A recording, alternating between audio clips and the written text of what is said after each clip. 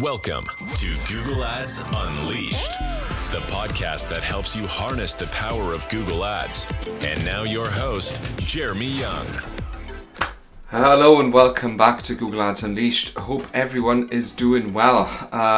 It's a really busy time for us at the moment, but I really want to smash out the podcast to help you get the best strategies, to help you adopt the right fundamentals in Google Ads nonetheless. And we're going to start with something today that has been really transformational recently to a lot of our partners and to a lot of people that we coach. And that is choosing the right strategy for your type of store. Now, this is of course going to be a bit of a generalization, but generally speaking, what I want to be talking about today is the following challenge. A lot of people who do Google Ads have, especially e-commerce stores, have an issue picking the correct strategy for their store. Why is that a problem? Because the thing is, the choice that you make when you actually start once in a Google Ads account, what kind of setup you have is fundamental to whether you're going to be able to grow the ad account or not. Why is that? Because if you've set the account up in a poor way, what very often happens is that you cannot scale or you cannot actually systematically improve the account. Because Google Ads is all about being able to set up an architecture that is clean, that is efficient, that is obvious, right? Where you can spot obvious things that are not making money and eliminate those and push more money towards the things that do work, okay? And I've talked a lot of times in this podcast about the fundamentals that are necessary in order to make this happen. Fundamentals are, for instance, conversion tracking, uploading audiences, a clean feed, all of this sort of stuff. But today it's actually about the actual media buying setup. And fundamental to it is realistically three principles that are sort of true for any Google Ads account, doesn't matter which what. And that is, on a campaign level, you can essentially, very, very broadly speaking, control three things. Your bid strategy, what do you actually advertise, so which products and which keywords, and the third thing is your daily budget, right? So that's very broadly the core three things. Of course, there's targeting and all that sort of stuff, but that's of course the same in most of your ad accounts, right? If you're in the US, you target the US, done. If you're in Germany, you target Germany, etc. So that's not really sort of the case. But why is that a problem? The problem is pretty much because there's three fundamental forces which you will have to align in order to make your Google Ads account work for you. And the first thing is conversion tracking. How do you actually judge success? Because the issue that probably a lot of you have is that revenue doesn't mean anything, right? Even sometimes ROAS doesn't mean anything, because a ROAS of 2 might be good on some sort of products that you have in your store, but a ROAS of 2 might be really poor for other half of the product. So how do you set up an ad account to reflect those margin differences? So you have that sort of fundamental problem. Then you have one problem which I've sort of just cut into already just now, and that is you have different sort of margins and you have sort of different business goals, right? Potentially you want to generate more lifetime customers and go for repeat purchase. Potentially you want to just go for a certain profit per order. So that's sort of one force that you have to handle. And then the third thing is then you have obviously the different bidding strategies in order to achieve that goal. And also the fact that in Google Ads, generally speaking, you want to consolidate campaign structure as much as possible, but fragment it enough in order to achieve your goals. So I've actually written down, I've got a little note which I prepped before the podcast here, and I've actually just had a bit of a think about my career in the last sort of decade, and been thinking about what kind of stores I've come across. And overall, so naturally all of those sort of bleed a little bit into each other, But overall, I've sort of come up with a sort of oversimplification of what kind of stores that we run in. So the classic one is the one product store. Okay, so that is sort of the first category that we run into. And generally speaking, all of those four variants, which I'm going to talk about now, can be also divided into two further things. So either one product store where your strategy is to generate profit off the bat, okay?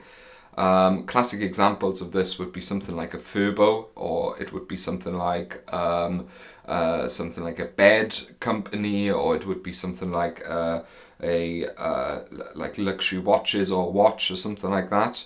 And then you have a one product store that's basically geared towards repeat purchases, right? So that would be something like a subscription business, or that would be something like a supplement, or that would be something like even something like a Furbo, where naturally you have certain acquisition costs, but the subscription sort of pays it off in a certain way. And we're still only at the first category, that's the one product store. And generally speaking, I've said all of those four categories can be subdivided into those two, right? Sort of direct profit, or go for a profit, or go for the repeat purchase, and then you adopt different bidding strategies. Then the second store variant that we have is the one product, it's the multiple product store, where all of the products are pretty similar and they all have the same margin. So what is this? For instance, this is a store that we, for instance, look after a brand that sells wristbands for smartwatches, right? So generally speaking, it's the same product, a wristband for smartwatches, but they have all the same margin, and it's pretty much the same product throughout. Or we, for instance, look after a tree surgeon who sells trees. They all are priced at the margin that they have the same margin, but it's all trees, right? They're just various trees. So there's not really a big margin difference. So of course that has implications on what strategy we use. Then the second thing is, and now you can already see what I mean with profit and repeat purchase, because with both of these brands, for instance, they've got quite a bit of a following and quite a decent lifetime value. So we want to be going for we can actually aim a little bit lower in order to buy in customers at break even and go for profit further down the line. Then the third thing is a multiple product store, where we have a few products with different margins, however. So this would be something like a fashion store, right? So they have a t-shirt, they have a hat, they have trousers, and that's what all they sell. So that's three products with different margins, but many of those, right? Or we have a print on demand store we look after, which sells posters, which sells canvases, and which sells personalized t-shirts. So it's basically few products, so only those three, but they all have three different margins. And then the last one, and that's kind of the most complicated one, is different margins and many products. That is, for us as Google Ads media buyer, the biggest challenge, especially if you want to be going for for good profit of the business. And now I'm going to tell you something. The issue here is that I've gone from simple to most complicated, and essentially the last is the most complicated, because ROAS doesn't mean anything in most of the cases. Why is that? Because if you have various margins, like I said before, if you chuck everything into just one campaign and you have 15 different margins of 10,000 products in there, well, you're going to have a bad time, because Google has no idea what it would actually be a success for you, and you don't either, okay? And of course, you can also not afford to have 200 different campaigns and fragment it too crazy into various ROAS targets in order to satisfy the various margins of the various products. So I'm going to reveal now the strategies that we use in order to actually do and set up the right thing. So, and I might do separate podcasts actually on all of those, because I think that's a pretty interesting one and a pretty good idea. So the first one is the one product store that simply goes for profit. So that's pretty simple, because if you just have one product, you pretty much know your average order value, you know your margin, you know everything. You can very easily calculate the ROAS target that you need in order to hit that profit that you want, that 10%, 15% or 5% profit, whatever it is, right? So that's the simplest strategy, and that requires simple just gross revenue tracking, right? So you just have to track your revenue, your complete basic Google Ads tracking, and that is more than enough in order to do the job. Usually want to be using something like one campaign or maybe two maximum, and have a ROAS target, and that's the end of it. Now, if you go in for repeat purchase, so for instance, the coffee client that we have, we know that a coffee costs, I don't know, an average order is something like 40 euros or something like that. And they have a lifetime value of 120, well, then we can actually work with CPA targets, right? Because we can acquire a new customer at a break-even CPA, let's say even 40, or even do a little loss, because we know this person's going to buy another 2 times, tell their friends, and we make lots of money, right? So that's the two sort of basic ways of going about it for one product store, and for all the others, right, as well. So if you have same margin and a similar product, but many of it, but you know an average like a lifetime value, then even then you can use CPA targeting as well if you like. So nothing against that. Now, the multiple product store, where everything has the same margin, but it is and it's more or less the same product. What we usually do there is the following. So the problem here that we usually have is that because products have different search volumes, or they perform wildly differently, if you, let's say, have 100 products or 200 or 300 products all the same pretty much with different margins, then you sort of run into an issue if you just have one catch-all campaign, okay? So if you pop them all into a catch-all campaign, the issue is that Google will only favor a certain percentage of your products and actually show them. Some of them will never get any airtime. But at the same time, normal Google Ads tracking is fine, right? And the reason why it's fine is because same with the one product store, you've calculated your margin already. You don't need different ROAS targets. You could have a couple of campaigns, but they all just have the same ROAS target, right? So absolutely fine. So what we use here usually is a bucketing strategy, okay? We use set various scripts for that. You can look this up. There's a couple online which you will find if you search for something like Google Ads bucketing strategy, or you can get in touch, and of course we can help you set up a structure like that.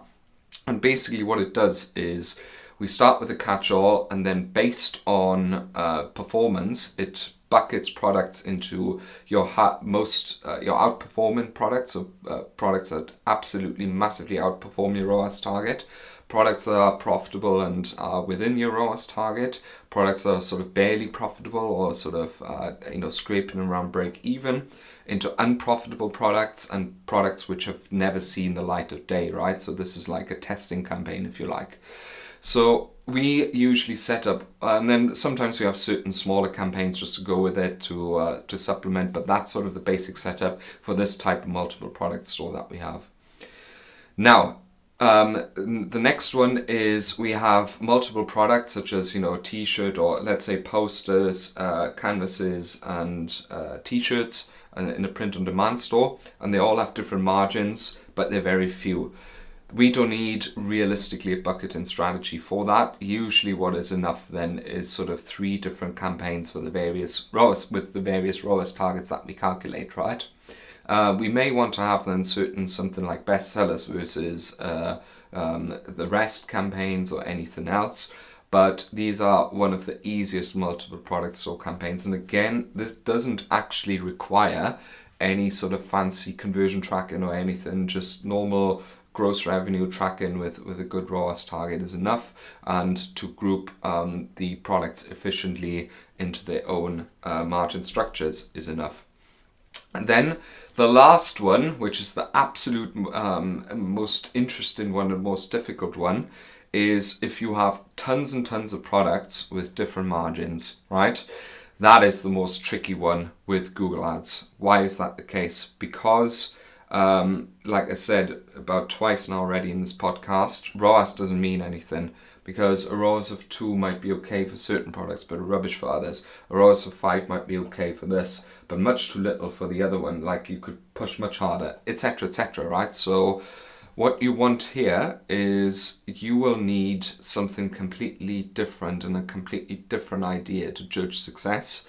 And for that, we use a software called Profit Metrics. So go a couple of weeks back in the podcast and listen to my interview with Frederick, who is the CEO of Profit Metrics. And it's an absolute eye-opener, because his idea is brilliant, right? Because what happens with the many product store with different margins is that people often buy products together which may have different margins as well, like another complexity, right?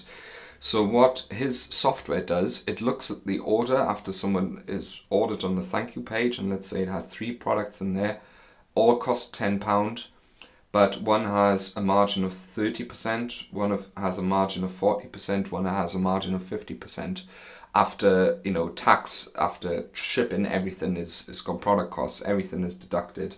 So that means out of a gross sort of order of £30, 3 products at 10 quid, you actually have a profit of 5 quid, 50% for one, 40% of one, so 4 quid, and 3 quid, so we're at £12. So we have actual £12 net profit on this order.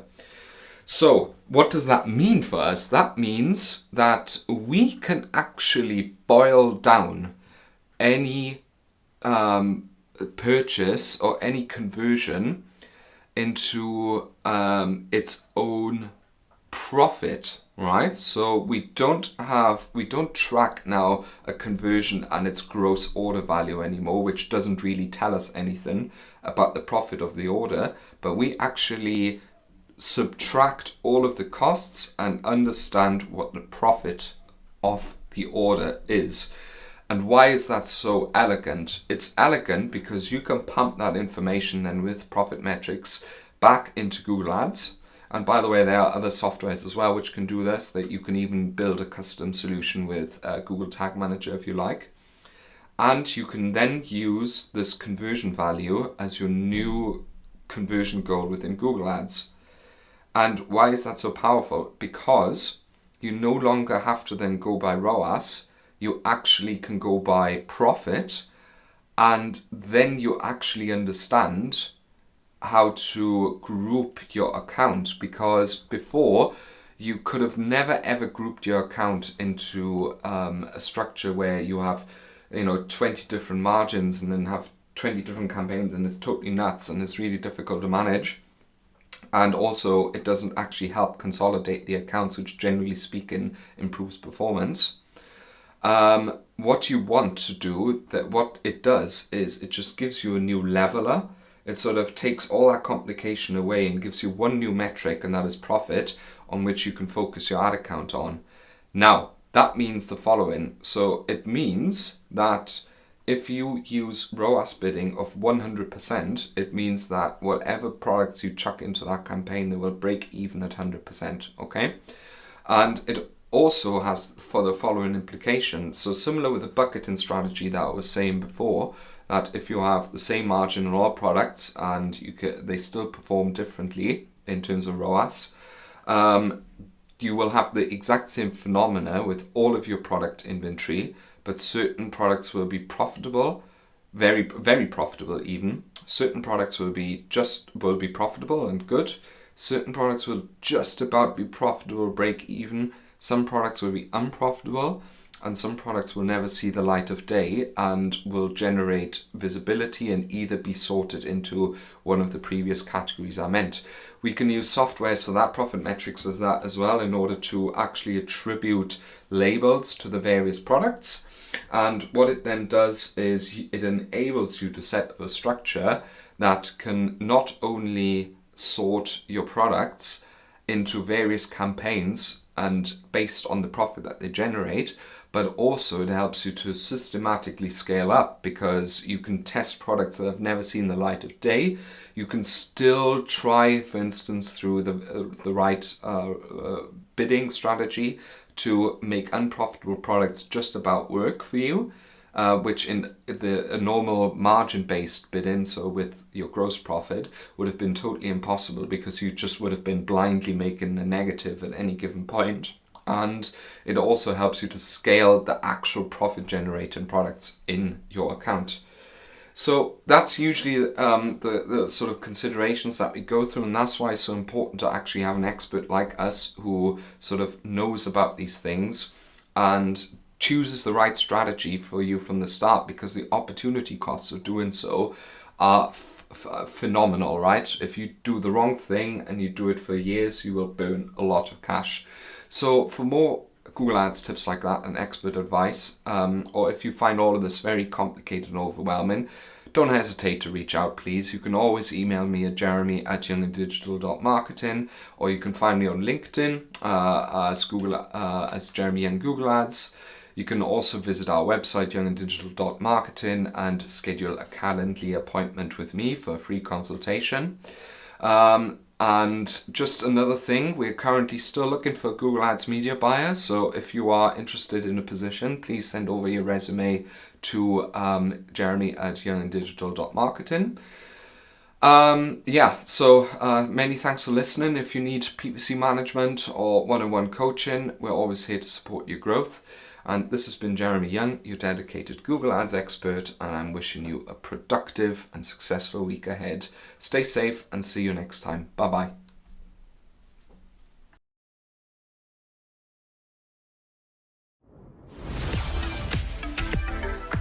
Thank you for listening to Google Ads Unleashed. Be sure to subscribe wherever you heard this podcast so you never miss a future episode. If you found value in today's podcast, please share it with others and leave a rating and a review.